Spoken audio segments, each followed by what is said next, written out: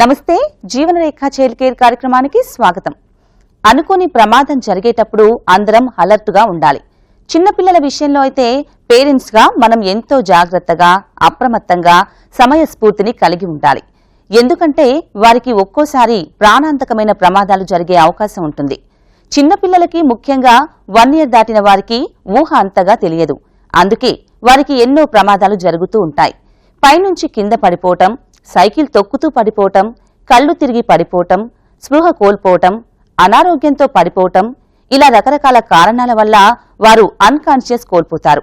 అలాంటప్పుడు తల్లిదండ్రులుగా ఏం చేయాలి? వారి బేబీస్ ని ప్రమాదం జరగకుండా ఎలా కాపాడుకోవాలి? ఆసక్తికరమైన అంశాన్ని ఈరోజు తెలుసుకుందాం.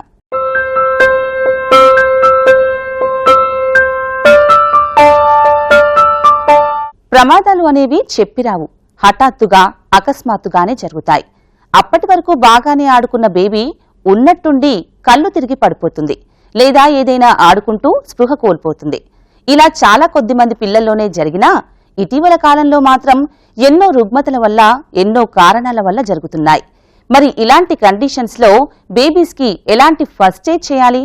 అసలు ఎలాంటి రీజన్స్ వల్ల బేబీస్ కి ఇలా జరుగుతుంది అనే అంశాలను ఇప్పుడు చూద్దాం. ఇంట్లో బేబీస్ ఆడుకుంటూ ఇల్లంతా తిరుగుతూ ఉంటే ఎంతో సందడిగా ఉంటుంది. కానీ కొంతమంది పిల్లలు అకస్మాత్తుగా కళ్ళు తిరిగి పడిపోతారు. అప్పటి వరకు ఎంతో ఆరోగ్యంగా ఉన్నవారు ఎందుకలా అన్కాన్షియస్ అయిపోయారో తల్లిదండ్రులకు తెలియక కంగారు పడిపోతారు. ఇలాంటి కండిషన్స్ లో వారికి ఏం చేయాలో కూడా తెలియదు. ఒక్కోసారి ఆటలాడుతూ కింద పడిపోయినా, ఎత్తైన ప్రదేశాల్లోంచి కింద పడిపోయినా కూడా వారు స్పృహ కోల్పోవడం జరుగుతూ ఉంటుంది. ఇలా పిల్లలు స్పృహ కోల్పోవడానికి ఎన్నో కారణాలుంటాయి.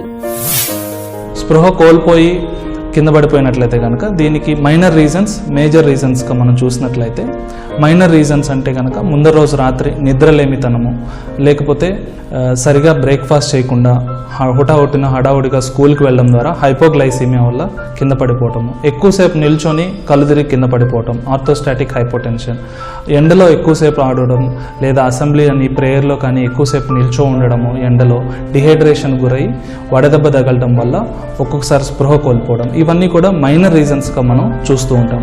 కొన్ని మేజర్ రీజన్స్ అంటే హార్ట్ సంబంధించినటువంటి కొన్ని డిజార్డర్స్ లైక్ అరిథ్మియాస్ వల్ల కానీ, కంజెనిటల్ హార్ట్ డిసీజెస్ వల్ల కూడా పిల్లలు స్పృహ కోల్పోయి పడిపోవడం చూస్తూ ఉంటాం. అదే రకంగా నరాలకు సంబంధించి, మెదడుకు సంబంధించి ఫిట్స్ వల్ల కానీ, లేదా కొన్ని నరాలకు సంబంధించినటువంటి కండిషన్స్, మైస్థీనియా గ్రేవిస్ అటువంటి పరిస్థితుల్లో కూడా పిల్లలు స్పృహ కోల్పోయి పడిపోవడం చూస్తూ ఉంటాము. ఈ స్పృహ కోల్పోయి పడిపోవడం అనేది ముఖ్యంగా 2 ఆ పైన వయసున్న పిల్లల్లో మనం ఎక్కువగా చూస్తూ ఉంటాము. స్కూళ్ళలో లేదా ట్రావెలింగ్ ప్లేసెస్, ట్రైన్లో కానీ, బస్సులో కానీ ఎక్కువగా ఈ సంఘటనలు పగటిపూట వాళ్ళు మెలకువతో ఉన్నప్పుడు ఎక్కువగా చూస్తూ ఉంటాము.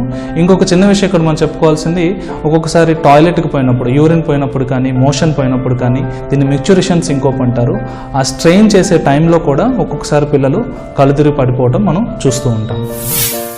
1 year దాటిన బేబీస్ కి వ్యాక్సిన్స్ టైం దాదాపుగా అయిపోతుంది.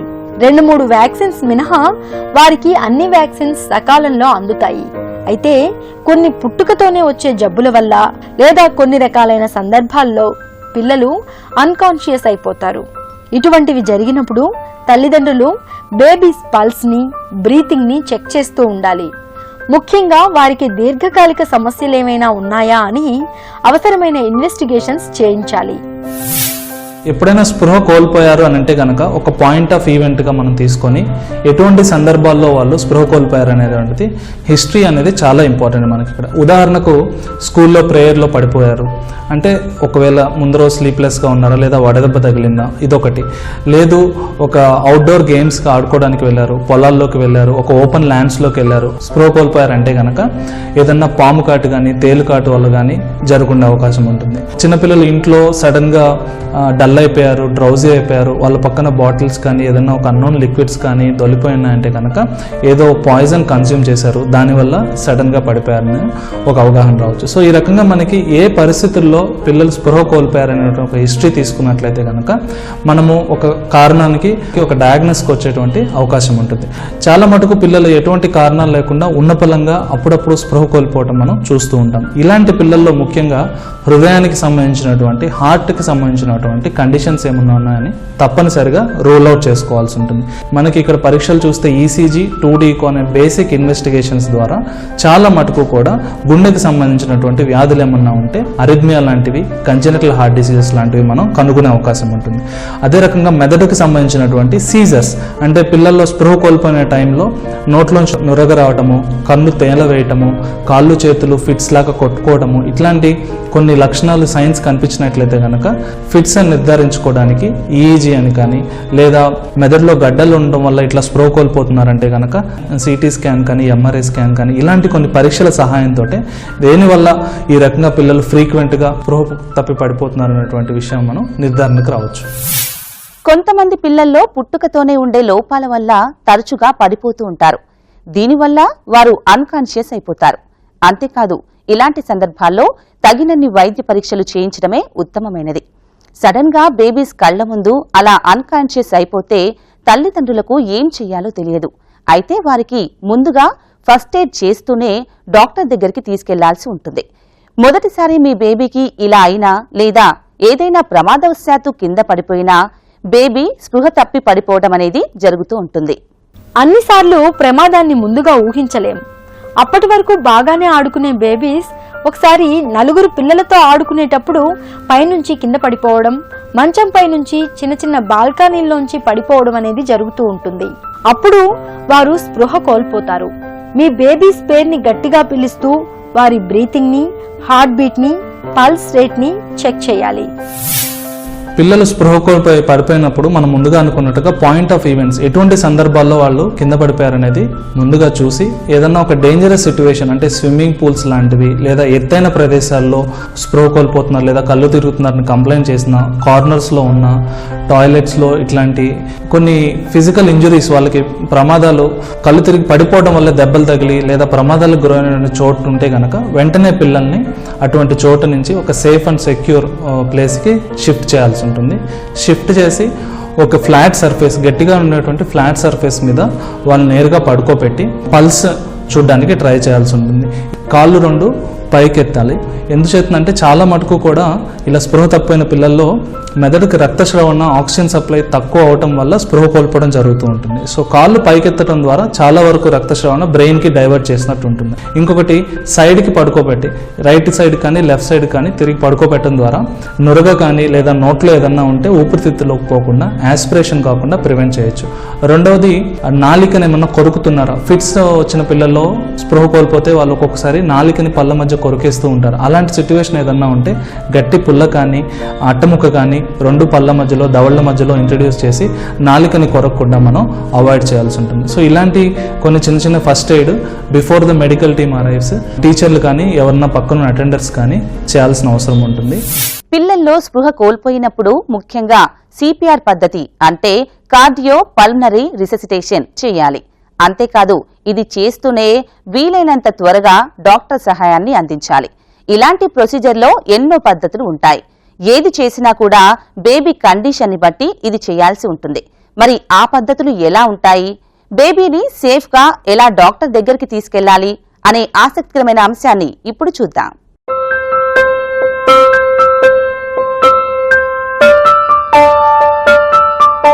సిపిఆర్ అంటే కార్డియో పల్మనరీ రీససిటేషన్. సిపిఆర్ చేసి బేబీని చాలా జాగ్రత్తగా పడుకోబెట్టాలి. ముఖ్యంగా స్పృహ కోల్పోయిన babies pulse rate, heart beat, breathing check చేసిన తర్వాత ఈ రకమైన ప్రాసెస్ ని చేయాలి. కొంతమంది పిల్లలు ఏదైనా ఆబ్జెక్ట్ ని లేదా ఏదైనా ఒక వస్తువుని మింగినప్పుడు కూడా స్పృహ కోల్పోతూ ఉంటారు. ఇలాంటి పిల్లల్లో ఆ రకమైన సిపిఆర్ ఎంతో బాగా ఉపయోగపడుతుంది. గుండెకి, ఊపిరితిత్తులకి రీబ్రీతింగ్ ని ఇస్తూ వారిని యాక్టివ్ చేస్తూ చేసే ప్రక్రియే సిపిఆర్. సిపిఆర్ అంటే కార్డియో పల్మనరీ రిససిటేషన్. కార్డియో అంటే హార్ట్, పల్మనరీ అంటే లంగ్స్, బ్రీదింగ్, రిససిటేషన్ వాటిని రీస్టార్ట్ చేసి వాటిని హెల్ప్ చేయటం అని. పేరెంట్స్కి యూజువల్గా చాలా చోట్ల ప్రాబబ్లీ సిపిఆర్ నేర్పించి ఉండకపోవచ్చు, బట్ నేర్చుకుని ఉండటం ఈజ్ ఆల్వేస్ గుడ్. నేను చాలా సింపుల్గా కొన్ని కంపల్సరీ చేయవలసినవి చేయకూడనివి మాత్రమే డిస్కస్ చేస్తున్నాను. అయితే కంప్లీట్గా బ్రీదింగ్ లేని చైల్డ్కి ఫస్ట్ రెస్క్యూ బ్రీత్స్ అని ఇవ్వాలి. రెస్క్యూ బ్రీత్స్ ఎట్లా ఇస్తారంటే, సంవత్సరం లోపు పిల్లలకైతే వాళ్ళ నోస్ మౌత్ రెండు కవర్ అయ్యేటట్టుగా పెట్టి ఫోర్స్ఫుల్గా మీరు ఊపిరి బయటికి వదలాలి. ఆ బ్రీత్ చేసినప్పుడు చెస్ట్ పైకి మూవ్ అవుతుందా లేదా చూసుకోవాలి. చెస్ట్ మూవ్మెంట్ కనుక ఉంటే మీరు కరెక్ట్గా ఎఫెక్టివ్గా చేస్తున్నట్టు అర్థం. ఈ లోపే గనక ఆయన బ్రీదింగ్ మొదలు పెడితే మీరు ఎఫెక్టివ్గా బ్రెత్స్ ఇచ్చినట్టు, స్టెబిలైజ్ అయినట్టు చైల్డ్. అయితే ఫుల్ 2 minutes ట్రై చేశారు, బ్రీత్స్ ఇచ్చారు, రెస్క్యూ బ్రీత్స్ ఇచ్చారు couple of times, still child colour మారుతుంది, లేకపోతే అసలు ఎటువంటి చలనం లేదు, ఆయన బ్రీదింగ్ తీసుకోవట్లేదు. అలాంటి సమయంలో మన హార్ట్ని స్టిమ్యులేట్ చేయాల్సిన అవసరం ఉంటుంది. చాలా మంది పిల్లలు యాక్టివ్గా ఉంటారు. అలాంటి వారు సడన్ గా ఏదైనా జరిగితే అన్కాన్షియస్ అయిపోవడం లేదా ఊపిరాడకుండా ఉక్కిరి బిక్కిరి అయిపోవడం జరుగుతూ ఉంటుంది. ఇలాంటప్పుడే సిపిఆర్ చేస్తే వారికి మంచి ఉపశమనం లభిస్తుంది. ఇక ఫస్ట్ ఎయిడ్ చేశాం కదా, బేబీ స్పృహలోకి వచ్చింది కదా అని చెప్పి నిర్లక్ష్యం చేయకుండా ఖచ్చితంగా డాక్టర్ని సంప్రదించాలి. తల్లిదండ్రులుగా బేబీస్కి సిపిఆర్ ఎలా చేయాలో తెలుసుకోవడం అన్నింటికంటే ఎంతో ప్రధానమైనది. హార్ట్ స్టిమ్యులేషన్ ఎలా చేస్తామంటే, పిల్లల్లో యూజువల్గా 2 fingers సరిపోతుంది. 2 fingers ఛాతీ బోన్స్ మధ్యలోనే, ఇక్కడ మనకి రిబ్ కేజ్ ఆల్మోస్ట్ ఎండింగ్కి, నిపుల్స్ కిందకి కంప్లీట్గా ఈ బోన్ ఎండ్లో టిప్లో పట్టుకోకూడదు, కొద్దిగా పైకి పెట్టి ఈ 2 fingers తోటి ఇట్లా లోపలికి ఒత్తాలి. ఈ ఒత్తేది ఎంత ఫోర్స్తో ఒత్తాలి అని అంటే, రఫ్గా ఒక 2 to 2.5 centimeters లోపలికి వెళ్ళాలి. ఫాస్ట్గా ఉండాలి. ఎంత ఫాస్ట్గా ఉండాలి అంటే, రఫ్గా 1 2 3 మనం ఆ నంబర్ అనే అంత టైం ఎలా అంటే, ప్రతి సెకండ్కి 2 times మనం పుష్ చేయాలి. సో ఇట్లా ఒక 30 pushes ఇచ్చాక మళ్ళీ ఒక 2 breaths ఇవ్వాలి. 2 breaths ఎలా ఇస్తామంటే, నేను చెప్పినట్టుగా సంవత్సరంలో పిల్లలైతే రెండు కవర్ చేసి 1 second పాటు మీరు ఎయిర్ బ్లో చేయాలి. మళ్ళీ ఇంకొకసారి సేమ్ బ్రెత్ అంటే 2 seconds ఇస్తున్నారు అనమాట. ఇచ్చిన తర్వాత మళ్ళీ 30 pushes చేసుకోవాలి.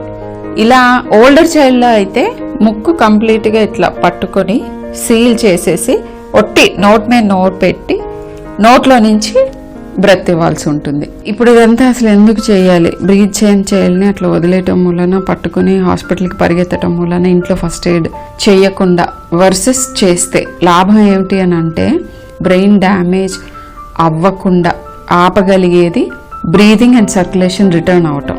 సో మన ABC అంటాం సిపిఆర్ చేసేటప్పుడు, ఎయిర్వే, బ్రీదింగ్ అండ్ సర్క్యులేషన్.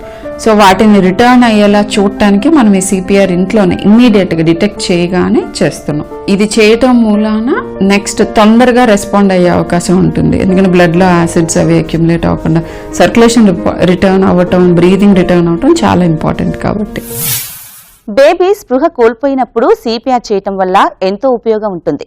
ఒక్కోసారి ఈ పద్ధతి వల్ల ప్రాణాలు పోకుండా బేబీ ఆయుష్ని కాపాడుతుంది. అందుకే తల్లిదండ్రులు అందరూ ఈ పద్ధతులను ఖచ్చితంగా తెలుసుకుని ఉండాలి. కేవలం మన పిల్లలే కాకుండా ఎవరికైనా అపాయం జరిగినా, వారు అన్కాన్షియస్ లోకి వెళ్లిపోయినా కూడా ఈ పద్ధతులు ఉపయోగపడతాయి. చిన్నపిల్లలకు సిపిఆర్ ఇవ్వడం వల్ల వెంటనే వారికి ఉపశమనం కలుగుతుంది.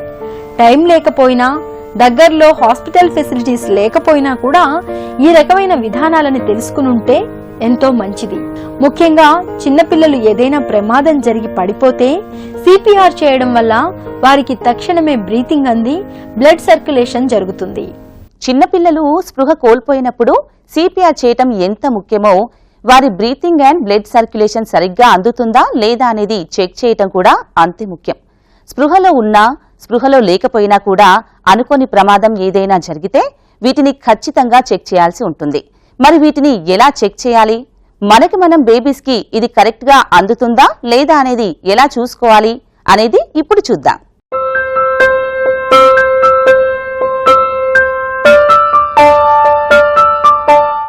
బేబీస్ ఆడుకుంటూ ఉన్నప్పుడు లేదా వారి తోటి పిల్లలతో ఉన్నప్పుడు కొన్నిసార్లు ప్రమాదాల బారిన పడుతూ ఉంటారు. సడన్ గా పడిపోవడం, లేదా బలమైన వస్తువులు తగిలి గాయాలవ్వడం, లేదా కరెంట్ షాక్ తగలడం, తోటి పిల్లలు కొడితే కింద పడిపోవడం లాంటివి జరుగుతూ ఉంటాయి. అలాంటప్పుడు వారు గుక్కపట్టి ఏడుస్తూ ఏం జరిగిందో కూడా చెప్పలేరు. మరికొంతమంది పిల్లలైతే స్పృహ తప్పి పడిపోతారు. ఇలాంటప్పుడే పేరెంట్స్ తమ పిల్లల బ్రీతింగ్ ని అబ్జర్వ్ చేస్తూ ఉండాలి. బ్రీదింగ్ అసలు ఈ చైల్డ్కి సిపిఆర్ చేయాలా లేదా, బ్రీత్ చేస్తున్నాడా లేదా అని చెక్ చేయడానికి మీరు యాక్చువల్గా వంగి మీరు చూస్తే మీ బుగ్గకి వాళ్ళ బ్రెత్ తగులుతూ ఉంటుంది. సో దాన్ని బట్టి అలౌట్ చేయొచ్చు. లేదా గ్లాస్ సర్ఫేస్ ఏది పెట్టినా కానీ ఒక దగ్గరగా మీకు మిస్ట్ లాగా ఫామ్ అవుతుంది. ఆ దాని మూలన మీకు తెలుస్తుంది. అవన్నీ మీకు ఆ హడావుడి క్రమంలో చేయలేకపోతే జస్ట్ దగ్గరికి వంగి మీరు బుగ్గ ఆయన ముక్కు నోరు దగ్గర పెడితే బ్రీత్ చేస్తున్న చైల్డ్కి మీకు ఆ బ్రెత్ మీ బుగ్గకు తగులుతుంది. అది చాలా ఈ simplest and fastest way. Breathing difficulties ఉన్న పిల్లల్ని ఎంత త్వరగా వైద్యుల దగ్గరికి తీసుకెళ్తే అంత బెటర్. అంతేకాదు, మీ బేబీ ఎటువంటి ప్రమాదానికి గురైంది, తక్షణమే మీరు ఏం చేశారు, బేబీ రియాక్షన్స్ ఎలా ఉన్నాయి, ఇలాంటివన్నీ కూడా అబ్జర్వ్ చేస్తూ డాక్టర్కి వివరించాలి. అప్పుడే వారు సరైన ట్రీట్మెంట్ చేయడానికి ఆస్కారం ఉంటుంది. బ్రీదింగ్ డిఫికల్టీ పిల్లలకు దెబ్బలు తగిలిన తర్వాత రిబ్స్కు నడుముకు తగిలితే అది చాలా మెడికల్ ఎమర్జెన్సీ. అది నెగ్లెక్ట్ చేయలేము మనము. బ్రీదింగ్ డిఫికల్టీ అంటే మనకు రిబ్బు డ్యామేజ్ ఫ్రాక్చర్ అయితే లోపల ఏదలా కాలిపోయి బ్రీదింగ్ కాంప్రమైజ్ అవ్వో ఇంటర్నల్ ఆర్గన్ డ్యామేజ్ కావచ్చు. దానికి మనం ఇంట్లో కూర్చోలేము, మందులు వాడలేము. ఇమీడియట్లీ క్వాలిఫైడ్ పిల్లల డాక్టర్ కన్సల్ట్ చేస్తే దానికి నెసెసరీ ఇన్వెస్టిగేషన్, చెస్ట్ ఎక్స్రే, కడుపు అల్ట్రాసౌండ్ చేసి అప్పుడు లోపల ఏం ప్రాబ్లం దానికి ఇమీడియట్ ట్రీట్మెంట్ చేయాలి. డిలే చేస్తే లైఫ్కు రిస్క్ ఉంటుంది. ఎందుకంటే ఒక చెస్ట్ ఇంజురీ ఫ్రాక్చర్ అయితే లోపల గాలి పోయి లంగ్ కంప్రెస్ అయ్యి ఆయాసం స్టార్ట్ అయ్యింటే అది చాలా మెడికల్ ఎమర్జెన్సీ. దానికి ఇమీడియట్ ట్రీట్మెంట్ చేయాలి. పిల్లలు పైనుంచి కింద పడిపోతే వారికి రిప్స్ లో, పొత్తి కడుపులో లేదా కాళ్లకి, చేతులకి బలమైన గాయాలవుతాయి. వీటి వల్ల కూడా వారు అన్కాన్షియస్ అయిపోతారు. అప్పుడు సిపిఆర్ కి స్పందించకపోవచ్చు. అలాంటి పిల్లలను తక్షణమే ఎమర్జెన్సీకి ఫోన్ చేసి వారికి బేబీ గురించి స్పష్టమైన సమాచారాన్ని అందించాలి. బేబీ ఎలా పడిపోయింది, ఏం జరిగింది, మీరు ఏం చేసినా ఎందుకు స్పందించటం లేదు, ఇలాంటి వివరాలన్నీ వారికి చెప్పాలి. బేబీస్ ఆడుకుంటూ పడిపోయినా లేదా ఏదైనా బలమైన వస్తువులు తగిలి స్పృహ కోల్పోయినా బేబీ పార్ట్స్ అన్నింటినీ క్షుణ్ణంగా చెక్ చేయాలి. మోకాళ్ళు, మోచేతులు, జాయింట్స్ దగ్గర లేదా తలకి గాయమైందా, ఇంకా బేబీ ఫేస్ ఏమైనా డ్యామేజ్ అయిందా, ఇలా ప్రతి ఒక్క అంశాన్ని కూడా పరిశీలించాలి. బేబీ స్పృహ కోల్పోతే సిపిఆర్ చేయాలి. జీవనరేఖ చైల్డ్ కేర్ కార్యక్రమంలో ఇప్పుడు ఒక హెల్త్ టిప్ మీకోసం. సాధారణంగా పిల్లలకి పళ్ళు ఎప్పటి నుంచి తోమాలనేది అందరికీ కుతూహలంగా ఉంటుంది. యూజువల్గా చిన్నపిల్లల్లో పాలు పళ్ళు పూర్తిగా వచ్చే వరకు మామూలుగా చేతితో మనం క్లీన్ చేస్తే సరిపోతుంది. వాళ్ళకి బ్రష్తో మనం చేయలేము అసలు. అలాగే కొద్దిగా పళ్ళు వచ్చిన తర్వాత if you can use a small soft బ్రష్తో కూడా వాడిని బేబీ పేస్ట్ వస్తున్నాయి ఇప్పుడు, small amount of that can be used. 2. మూడోది విగరస్ బ్రషింగ్ అనేది, ఫ్లాసింగ్ అని, అంటే పళ్ళ మధ్యలో ఇరుక్కున్న ఫుడ్ పదార్థాలను తీయడానికి మనం చిన్న థ్రెడ్ లాంటి దాన్ని వాడి క్లీన్ చేస్తాం. దానికి ఇక్కడ ఫ్లాసింగ్. అది చిన్నపిల్లల్లో చేయటం జరగదు, చేయలేము కూడా. మరీ చిన్నపిల్లలకి పళ్ళు పూర్తిగా రాని వాళ్ళకి జస్ట్ హ్యాండ్తో మనం క్లీన్ చేయడం. పళ్ళు వచ్చిన తర్వాత soft brush can be used. జీవనరేఖ child care కార్యక్రమంలో ఈ రోజు ఎపిసోడ్ రీక్యాప్ ఇప్పుడు చూద్దాం. ఏదైనా అనుకోని ప్రమాదం జరిగి బేబీ సడన్ గా అన్కాన్షియస్ అయిపోతే తల్లిదండ్రులు కంగారు పడిపోకూడదు. బేబీని స్థిరమైన ప్లేస్ లో పడుకోబెట్టాలి. ముఖ్యంగా సిపిఆర్ పద్ధతిని చేయాల్సి ఉంటుంది. ఇది బేబీ ప్రాణాలకు పునర్జీవనం పోసే పద్ధతి. ఏదైనా వస్తువు గనక మింగినట్లయితే అది వచ్చే వరకు వీపుపై వత్తాలి. ఒకవేళ ఆ వస్తువు రాకపోతే బలవంతంగా తీసే ప్రయత్నం మాత్రం చేయకండి. బేబీ పడిపోయిన పొజిషన్ ని ఒకసారి చూడాలి. ఫస్ట్ స్టెప్ లో ఏం చెయ్యాలి అంటే బేబీ పేరు పెట్టి గట్టిగా పిలవాలి. అలా బేబీకి వినిపించే వరకు గట్టిగా పిలుస్తూ తట్టి లేపే ప్రయత్నం చేయాలి. సెకండ్ స్టెప్ లో ఎమర్జెన్సీకి కాల్ చేయాలి. ఏమాత్రం ఆలస్యం చేయకుండా క్లినిక్ కి తీసుకెళ్లే ప్రయత్నం చేయాలి. బేబీని పడుకోబెట్టి తల దగ్గర ఏదైనా గాయమైందేమో అని చూడాలి. అలాగే బేబీ బ్రీతింగ్ ఎలా తీసుకుంటోంది, గుండె ఎలా కొట్టుకుంటోంది, పల్స్ రేట్ పడిపోతోందా అనే అంశాలను మీరే స్వయంగా చెక్ చేయాలి. బేబీని పడుకోబెట్టేటప్పుడు తల ఎత్తుగా, నడుం కిందికి వచ్చేలా పడుకోబెట్టాలి. పిల్లల చేతులు ఫోర్ హెడ్ పైన ఉండేలా చూడాలి. ఒక చేతిని తలపైన ఒక చేతిని గడ్డం దగ్గర పెడితే వారి హెడ్ కదలకుండా ఉంటుంది. ఇక CPR లో నోట్లో నోరు పెట్టి తగిన బ్రీతింగ్ అందేలా చేయడం, పొట్టని జెంటిల్ గా ఒత్తుతూ బ్లడ్ సర్క్యులేషన్ ని ఇంప్రూవ్ చేయడం చేయాలి. గుండె పనితీరును చెక్ చేస్తూ ఉండాలి. ఇలా తగిన ఫస్ట్ ఎయిడ్ ఎలా చేయాలో పేరెంట్స్ గా మనందరికీ తెలిసి ఉండడం ఎంతో అవసరం. పిల్లల్ని పెంచడం అంటే అంత ఆషామాషి విషయం కాదు. అందుకే గడ్డి తినైనా సరే పిల్లల్ని పెంచాలి అంటారు పెద్దలు. ఎంతో జాగ్రత్తగా కంటికి రెప్పలా కాపాడుకుంటేనే వారు బాల్యాన్ని ఎంజాయ్ చేయగలుగుతారు. మరో చక్కని టాపిక్తో మళ్ళీ కలుద్దాం. అంతవరకు సెలవు. నమస్కారం. జీవనరేఖ చైల్డ్ కేర్ కార్యక్రమాన్ని మీరు www.youtube.com/ETV Life Indiaలో చూడొచ్చు మరియు www.facebook.com/ETV Life India అలాగే www.twitter.com/ETV Life Indiaలో ఫాలో చేయొచ్చు.